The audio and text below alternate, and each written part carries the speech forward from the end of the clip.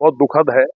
और इससे ज़्यादा मैं समझता हूँ दुखद और दर्दनाक बात नहीं हो सकती कि एक बहन को मेन रोड पे जला दिया गया। मैंने पहले भी कहा था कि यहाँ पुलिसिंग होनी चाहिए, क्योंकि पहले वहाँ एक आध घटना हुई है इस तरह की कहीं किसी ने किसी से पैसे छीन लिए, इस तरह की घटना हुई है और वो थोड़ा एरिया सेंसिटिव था, लेकिन ध्यान नहीं दिया गया।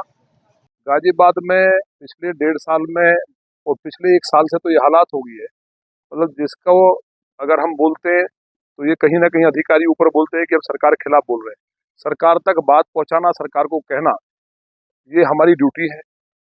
एक भी घटना पे कहीं कमिश्नर नहीं आते, लॉ एंड ऑर्डर के लिए उनको यहाँ भेजा गया होगा सरकार ने, क्योंकि जीरो टॉलरेंस की सरकार है। जिस तरह से अधिकारी केवल पैसे के लूट में लगे हैं और पुलिसिंग पे ध्यान नहीं है, ये बहुत दुर्भाग्यपूर्ण स्थिति है लोकतंत्र में। मैं समझता हूँ, मैं खुद विधायक होकर के मुझे बहुत तकलीफ है और मैं खुद शर्मिंदा हूँ कि क्या ये दिन देखने के लिए हम विधायक बने थे कि हमारी बेटियों के दुराचार हो रहे हैं, बलात्कार हो रहे हैं, उनको जिंदा जला दिया जा रहा है। आज तक कविनगर में घटना हुई थी इंडस्ट्री एरिया में, उसका खुलासा नहीं है।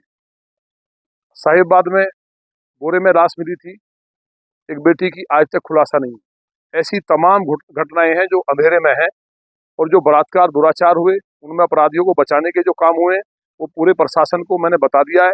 ये सरकार की जिस तरह से किरकिरी करा रहे हैं, लगातार अधिकारियों को ध्यान देना चाहिए।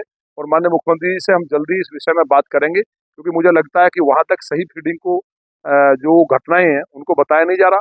अभी पिछले दिनों मैंने एक अखबार में पढ़ा, लोगों को उस बात पे हंसी आ रही थी कि क्राइम घट गया गाजियाबाद में। बहनों ने निकलना बाहर बंद कर दिया है, उनके जैसे ही निकलती है चैन छीन ली जाती है, बैग छीन लिए जाते हैं, चाकू मार दिए जाते हैं, घरों में लूट हो रही है, शोरूम उखाड़ दिए जा रहे हैं। और ये चीज तो टॉलरेट हो सकती थी, हालांकि गाजियाबाद में कभी क्राइम रहा नहीं, चाहे सरकार किसी की रही हो। इस तरह के हालात हो गए कि जिनको शब्दों में नहीं कहा जा सकता। अब तो ये बिल्कुल देखा नहीं जा रहा। आज की घटना जो मेरे यहाँ लौनी में हुई है वो बहुत ही दर्दनाक है, और मुझे उम्मीद है कि माननीय मुख्यमंत्री जी इस घटना का संज्ञान लेंगे, और जो वायसराय निकल नहीं रहे, गरीबों के ऑटो रिक्शा बंद करने में लग रहे हैं, वो इन घटनाओं पर जाएंगे तो शायद मुझे लगता है कि यहाँ की पुलिसिंग ठीक होती।